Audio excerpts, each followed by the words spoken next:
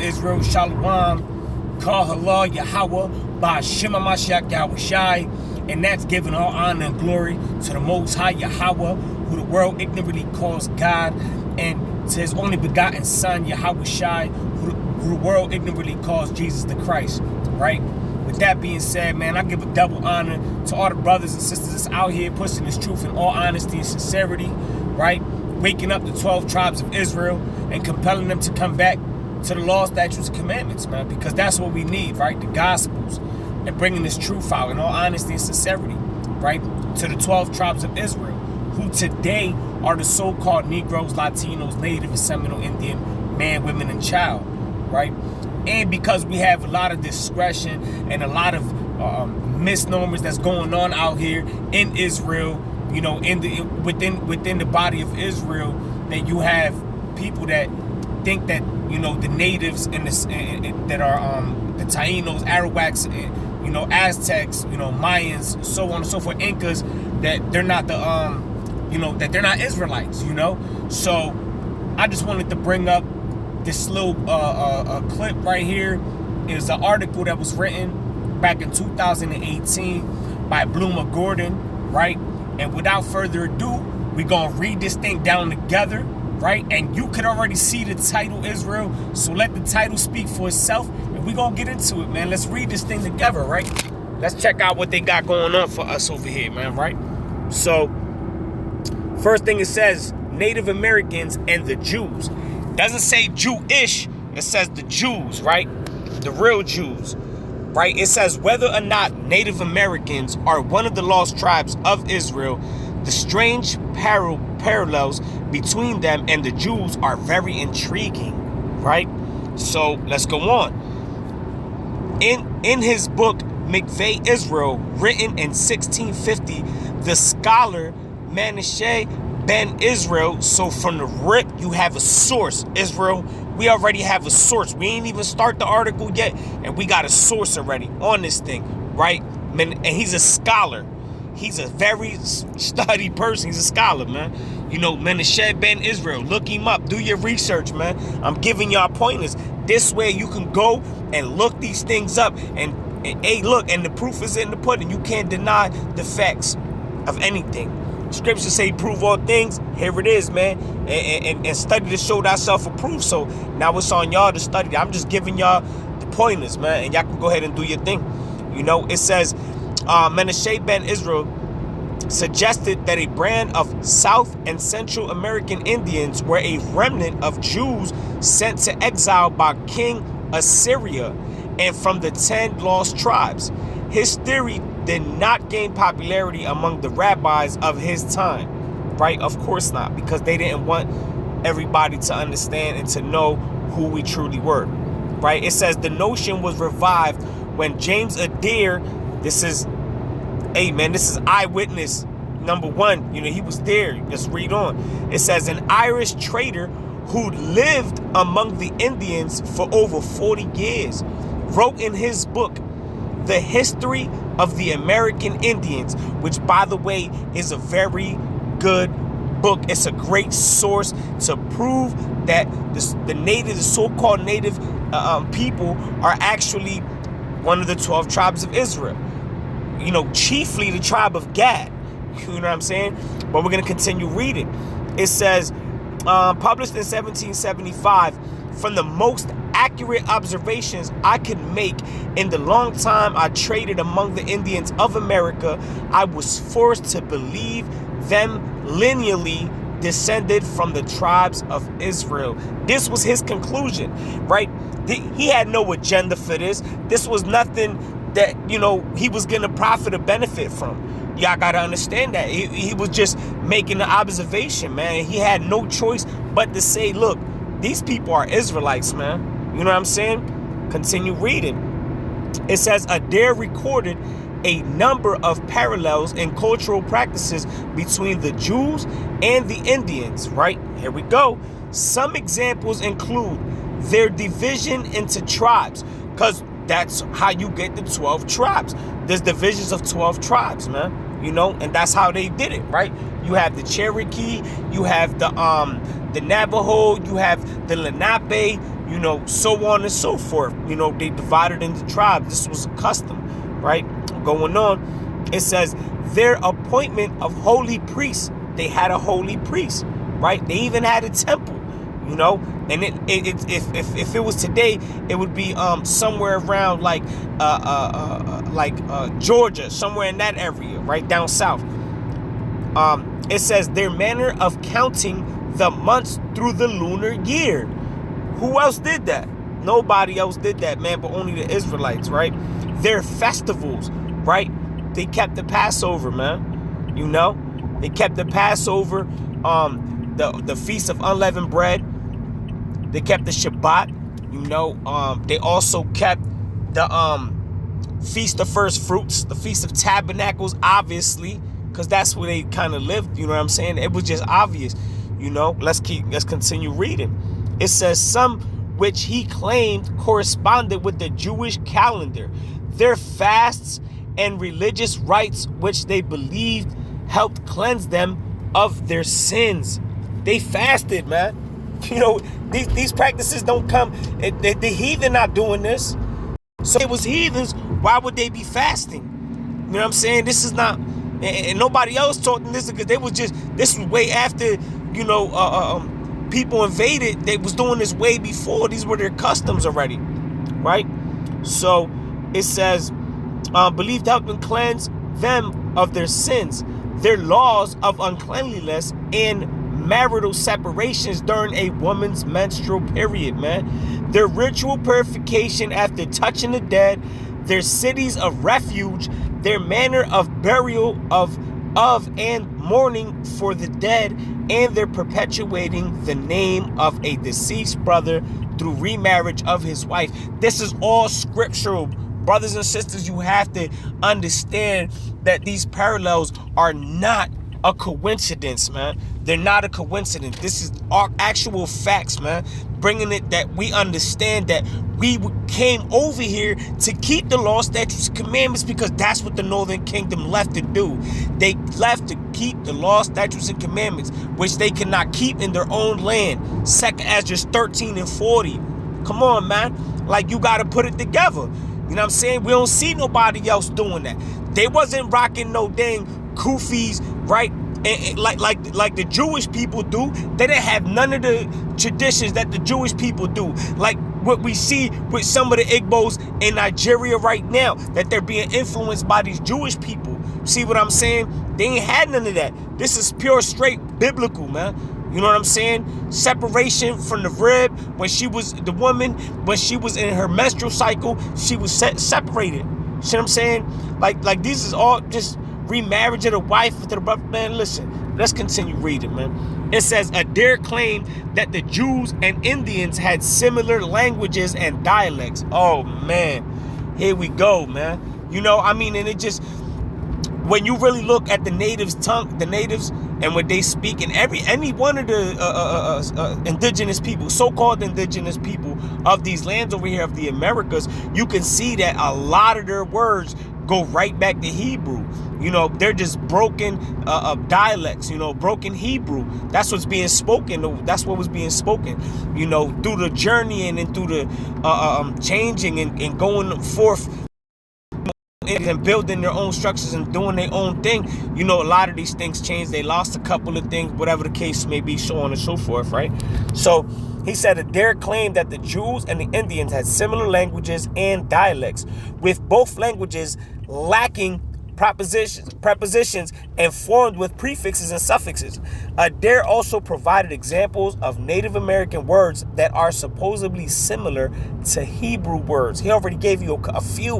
You know what I'm saying? Actually, the natives spoke backwards Hebrew, man. If you look at their chants, everything that was, if you did it backwards, it was there. You know what I'm saying? It would be straight Paleo Hebrew, right? It says, in one example, he referred to the word for man in the Indian language as ish or ishi. See what I'm saying? Some influential individuals such as William Penn embraced his idea, but others, including Thomas Jefferson, were more than skeptical. In a letter penned to John Adams about Adair's belief, he wrote, he adopts all the falsehoods which favor his theory, right? So now you get into like them not wanting to expose the fact that we are actually God's chosen people. They don't want that. They don't want this information to get out there. That's obvious, man. So they're going to go against it. Because once we find out, and once we start moving forward, and once we start keeping the law, statutes, and commandments, they understand that we're going to be, back in connection with the Most High Yahweh. See what I'm saying? And then, all right, now going on, it says the holy stones. Here we go. Here's the archaeology part of it, man. Brothers and sisters, y'all gotta understand that there's so much evidence pointing and proving that the Northern Kingdom was here, man. Like, this is who we are. You know what I'm saying? There's no negating it. It's over for you. You know what I'm saying? It's just, the punchline, punchline is over for you, right? And let's read on. It says, another notable incident in the 1800s that refueled a dying debate was the discovery of the Newark Holy Stones, found in a cluster of Indian mines in Newark, Ohio. Some of the stones were written in the modern Hebrew alphabet. Here we go, man. I mean, how did this stone with modern Hebrew appear just out of nowhere? You know what I'm saying? In the midst of a whole bunch of Indian stuff. You know what I'm saying? And it's not the only one. Let's keep reading. It says, while others were in Archaic or Paleo-Hebrew, a language that dates back to pre-Columbian times, before, right? The stones contain the name of Yahweh spelled out in Yud-K-5, Yud-K-5-K, right? An abridged version of the Ten Commandments and an engraving of what historians believe to be Moses surrounded by ancient Hebrew lettering, right? So this stone had the Ten Commandments on it. It had the Most High name on it. It had Moses on it. Like, you ain't just getting this stuff from nowhere, man. Like, this is archaeology at its finest. You see what I'm saying? So it says some years later, the Las Lunas Decalogue stone, an 80-ton boulder with an abridged version of Ten Commandments in Paleo-Hebrew, was also found in New Mexico. Here we go with the Aztecs, man, the Incas, the Mayans, you know what I'm saying? These discoveries sparked a reaction from both supporters and skeptics alike, while Reform leader Isaac Meyer Weiss chose to undermine the stone's authenticity. So automatically, you find something, they oh, that's fake. You know what I'm saying? Oh, that's what you would call it, a fraud, right? That's fraudulent. Bro, listen, you got to understand, why would they say this? First and foremost, what are these people gaining from trying to forge a stone with Paleo-Hebrew on it? Who's doing that anyway? Half these people don't even know the Paleo-Hebrew. Like it just don't make any sense. But they haven't even tried it neither. Like, they haven't even really tested the whole thing, right? It says Orthodox leader Isaac Leeser sided in favor of the theory. He penned in his paper, The Occident, the sons of Jacob were walking on the soil of Ohio many centuries before the birth of Columbus. So boom, the dude understood that what really was going on, it was facts. You just couldn't negate it. You know what I'm saying? It was the debate that was going on back and forth, and he just understood that there was no debate. The proof was there. The language, the customs. You see what I'm saying? Now, the archaeology. I mean, when you read 2nd Esdras 13:40, it just makes too much sense. You just can't get away from that. See what I'm saying?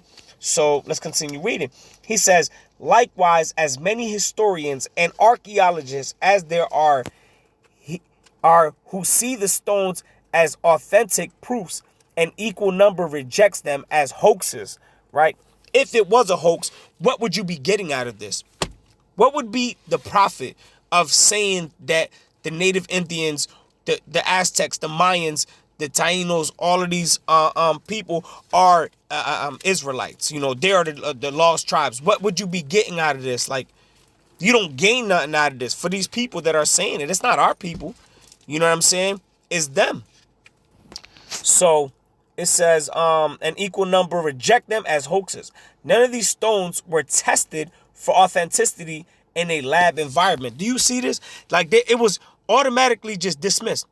They didn't even test it at all. There was no type of testing done.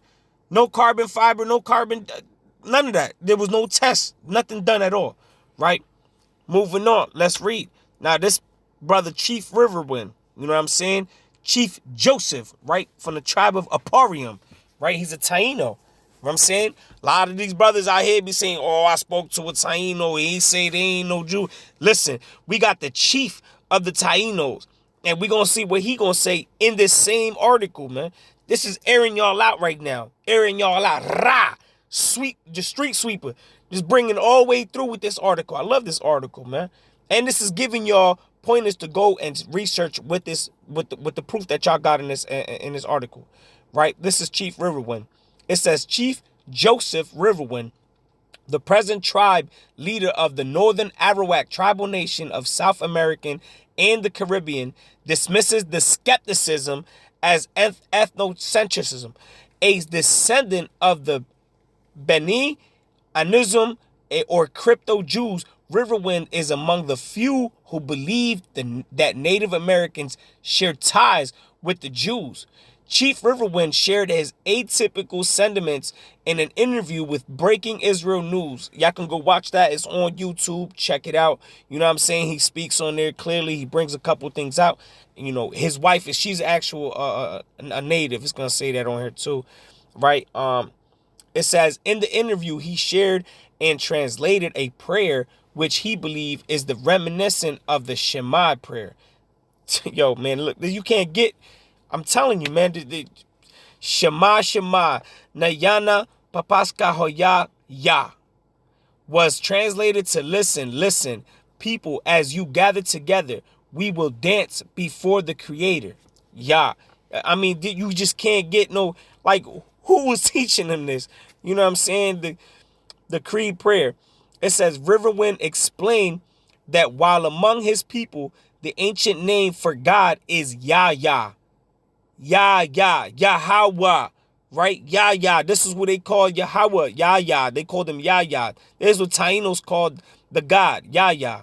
I mean, you can't get it's not happening anywhere else, man. You can't prove these things. See what I'm saying? It says among his wife's ancestors, the Cherokee, they called God Yahweh. They actually called him straight up Yahweh. That was God, man. A title with striking similarities to Yad Ke Vav Ke, right? They also carried an ark into battle. Oh, man. Kept a seventh day of rest, the Sabbath day, had cities of refuge, and don't eat pork. Maintains Riverwind. Come on, man. These is the law, statutes, and commandments. This is biblical proof. This is archaeology. This is ethnographics, man. If y'all don't know what it is, look it up, man. The ethnographics of the people of this side of the world, man.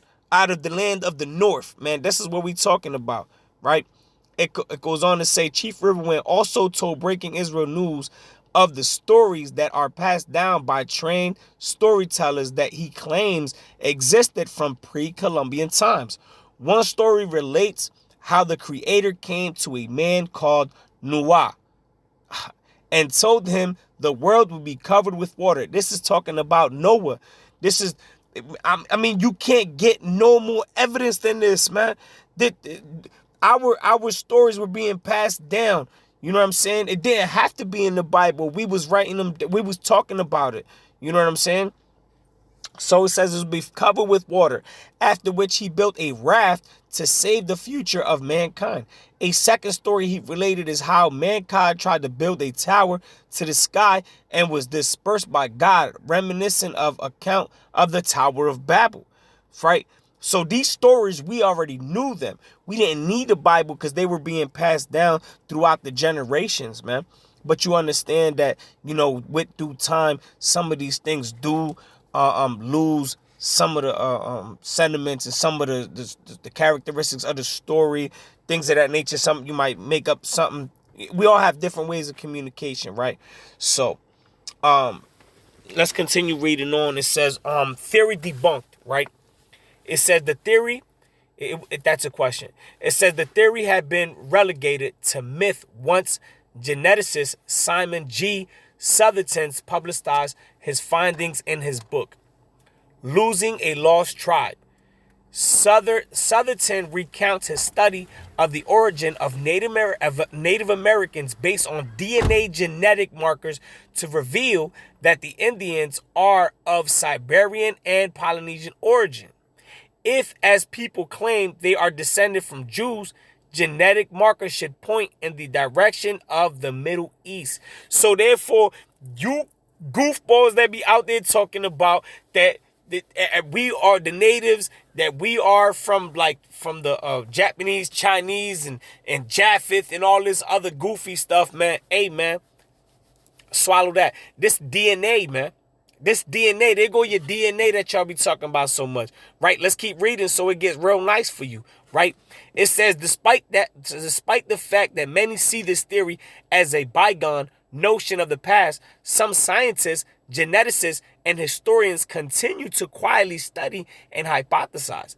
According to the Jewish Chronicle, geneticist and Cherokee descendant Donald Yates genetically tested a group of 67 Cherokee Indians and have found a new gene among 1/4 of them, a gene largely found in the Middle East. Stop playing, man. Baron G, that Baron Straight, man. Hey, man, that Baron Straight, yo, that you know, some people say that we Canaanites, some people say that we Chinese, Japheth, all types of stuff, but never have the biblical proof, man. You know what I'm saying? How did we get here? You know, can you biblically prove that? It don't make no damn sense, man. But genetics right here, go your genetics, man. Bah, shooting shots at you right to your face. See what I'm saying? It said in a surprising study recorded in a 2013 National Geographic article, nearly 1/3 of the Native American genes tested come from the Middle East and Europe rather than East Asia as originally assumed. Bah, bah, bah. So shot. Yo, man, listen, you gotta do your research, man. You goofballs just listen to somebody else, man. You gotta really dig deep and know what you're talking about before you start running your mouth, man, right? And this is giving you an opportunity before the Passover to go ahead and repent, man. You know what I'm saying? And stop giving false information and denying your brothers and sisters of the Northern Kingdom. See what I'm saying? Reading on, it says, we may never be able to scientifically prove the true origins of most Native Americans or whether any were influenced firsthand by the Jewish people, right? Because the Jewish people weren't here before pre-Columbus. See what I'm saying? So there was no possible way.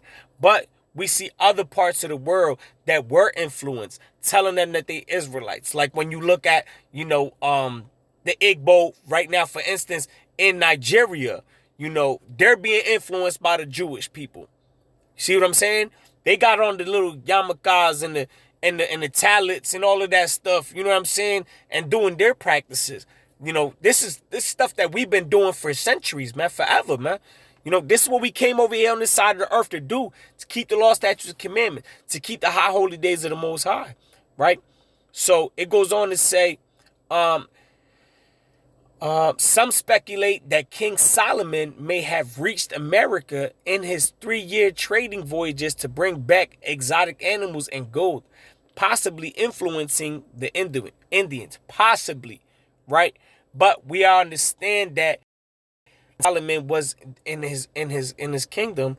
There was nobody over here yet, a land where never mankind dwelt. Nobody was here before the Indians. When did they get here? How did they get here? See what I'm saying? These are questions that you have to ask yourself. You know, you got to prove these things. You know what I'm saying? It says, but it remains a conjecture only. One undisputable fact, however, is the far-reaching impact the Jews continue to have on the world, right? So you can go into this article.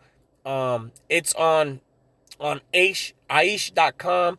You know what I'm saying? Native Americans and Jews. You can look it up. They got sources on there.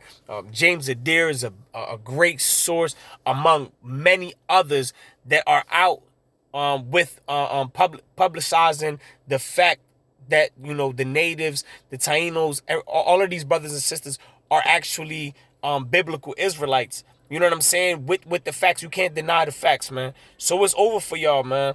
Like, y'all keep trying to put out this information. Y'all keep negating it, man. The fact of the matter is this, man. When y'all look at us, you see you. And it kind of intimidates you a little bit. See what I'm saying? So we know the streets, man. We've been out there. We've been doing the same thing. You know, just like when we was in the hood. That's why it's so easy for us to get at each other, man. Because when you look at that, man, you see yourself. You know what I'm saying? And you know that you know what the problem you could be, so you know that he could be a problem as well. So you already understand that we could be a problem as well. See what I'm saying? But y'all don't want to face that. What y'all got to do is set your pride aside, right? Set your pride aside and really start researching. Just stop believing everybody else. You know what I'm saying? And this is not negating the fact that we do have a remnant of our people out there in the Africas, man. We have a remnant of our people out there, you know, and we could prove that, you know what I'm saying? Like, and that's what the scriptures talk about. You see what I'm saying? And, you know, being as this the Passover, right? Look, 2 Chronicles chapter 30, right? Some of you may go here, right?